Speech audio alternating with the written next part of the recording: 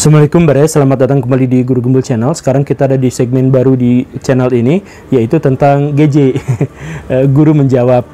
Tentang apa itu GJ, silahkan Baraya lihat di kolom deskripsi kalau mau ya. Kalau tidak, langsung aja kita ke tema Omnibus Law. Apa yang dimaksud dengan Omnibus Law? Itu adalah seperangkat peraturan atau seperangkat undang-undang atau rancangan atau seperangkat rancangan undang-undang yang mencakup beberapa aspek sekaligus. Nah, ini sebenarnya adalah gagasan yang sangat diidam-idamkan oleh Pak Jokowi, karena Pak Jokowi sendiri sejak awal memang pengen meringkas segala sesuatu yang ribet di Indonesia itu. Kan di Indonesia itu khususnya yang terkait dengan birokrasi itu banyak yang ribet. Karena banyak yang ribet, maka banyak melibatkan banyak orang. Karena melibatkan banyak orang, maka memunculkan banyak sekali potensi korupsi di situ. Nah, satu di antara sekian cara Pak Jokowi untuk mengatasinya adalah dengan menciptakan Omnibus Law ini.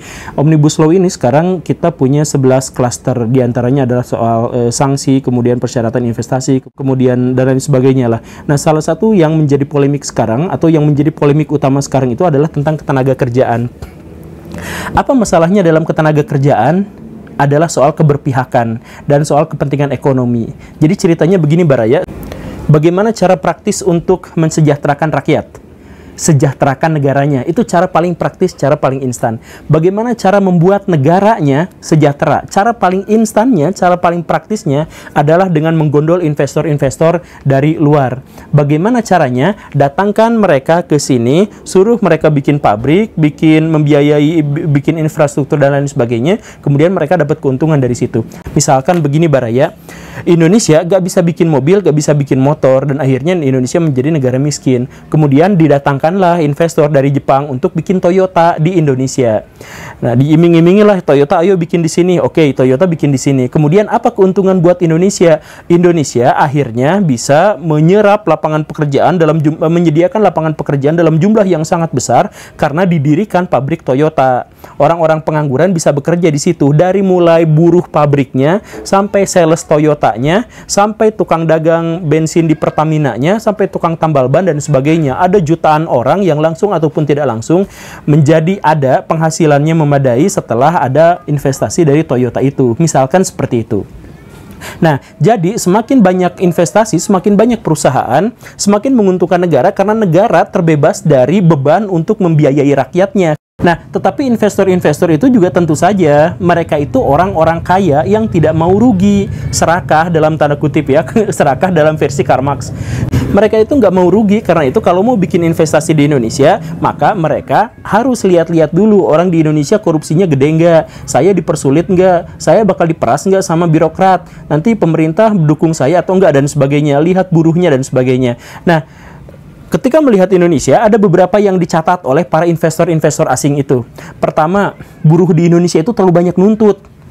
Gajinya pengen gaji sampai 13 bulan, kan ada gaji ke-13 ya, termasuk THR di situ. Tetapi liburnya banyak banget, sampai 1 bulan. Jadi dalam 1 tahun itu, mereka hanya bekerja selama 11 bulan, tetapi gajinya pengen 13 bulan. Mereka mikir-mikir. Di akhir pas hari raya mereka harus dibayar, padahal pas hari raya itu mereka biasanya cuti setidaknya dalam waktu 2 minggu. Lumayan, belum libur-libur yang lain, totalnya 1 bulan liburnya. Mereka mikir-mikir, wah, kalau saya buka pabrik di sini agak susah juga ya buruhnya kayak gini. Misalkan seperti itu ya. Ini adalah perbedaan kepentingan. Bagi si buruh, ini kan hak kami dalam beragama. Ini adalah hak kami dalam berlibur dan sebagainya. Yaitu wajarlah kalau kami melakukan seperti ini. Bayangkan kalau Toyota bikin pabrik di sini, kemudian dia dapat keuntungan 1 miliar 1 hari karena jualan mobil. Yang bikin mobilnya kan kami. Itu bukan bos-bosnya cuma diem-diem aja tanda tangan doang kan. Nah, berarti kami itu semestinya mendapatkan gaji yang lebih besar karena perusahaan tanpa kami itu tidak bisa berbuat apa-apa kan. Jadi pikirannya seperti itu. Tapi si investor-investor itu mikirnya, ya udahlah, coba kalau gitu oke lah. Tapi nah, ini yang menjadi polemik sekarang. Si investor-investor itu akan menekan pada pemerintah, gini oke, kami siaplah kasih gaji ke-13, THR, tunjangan apa ini itu, tapi kami harus mendapatkan izin untuk memecat karena profesionalisme. Jadi ceritanya begini, orang Indonesia itu, maaf banget, ini mah rumor di masyarakat ya, mungkin benar mungkin salah. PNS di Indonesia itu kerjanya nggak balik gara-gara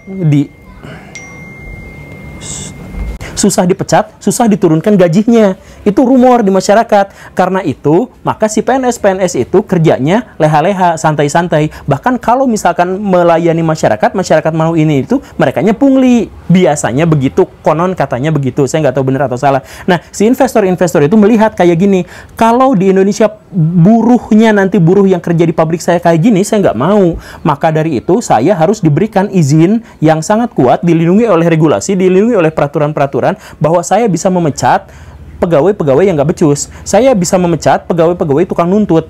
Nah, ini sama pemerintah oke lah demi investasi yang lebih banyak. Tetapi si buruh-buruh ini berarti kalau kami demo, kami menyuarakan pendapat, kami dipecat dan sebagainya. Ini gimana? Nggak bisa. Ini pemecatan itu seharusnya ada aturan dan sebagainya. Maka ini muncul dua kepentingan besar antara kalangan buruh yang pengen tetap hidupnya dalam kesejahteraan, minimal dapurnya mengepul di satu sisi. Di sisi lain ada investor-investor yang sudah kaya raya, tetapi mereka butuh profesionalisme dan dalam tanda kutip keserakahannya tidak diganggu-gugat. Biasanya pula dalam hal ini, biasanya dalam hal ini pemerintah akan mendukung investor atau orang kaya. Pernah kita bahas di episode ini, kalau pemerintah punya dua yang berantem, mereka pasti akan cenderung mendukung orang-orang kaya. Pernah kita bahas di sini, bukan gara-gara mereka jahat ya, tapi lebih rasional, lebih realistis. Tetapi karena alasan politik pragmatis tertentu, bisa aja pemerintah banting setir untuk mendukung buruh. Kedepannya saya tidak tahu, saya hanya menjelaskan inilah yang menjadi polemik, yaitu kepentingan orang kaya dan kepentingan para buruh. Terima kasih karena sudah menyimak. Singkat saja, Assalamualaikum warahmatullahi wabarakatuh.